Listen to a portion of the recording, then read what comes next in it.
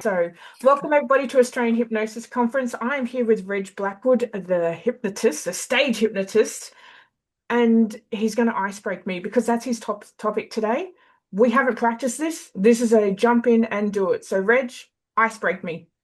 Okay, cool. So, what does that say? I love you.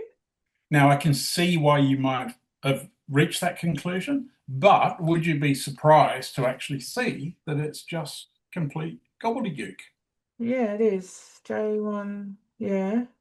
So, what made you think it said I love you? First of all, we got a little heart there. That's a suggestion.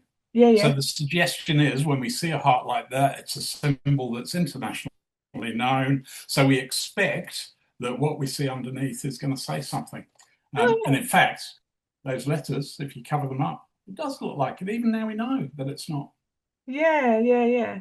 Yep. So that's just an example of something I use as an icebreaker, just as a way to explain me and explain suggestions to people. Fantastic. And how people can misconstrue messages. Love it. Awesome. Oh, I've got a collection of those things that I've collected over the years. And you can learn them and experience them. And Of Rick will show course. you all at the conference. Yep. I will go through Awesome. it. See you there. Bye. Yes. See you. Bye.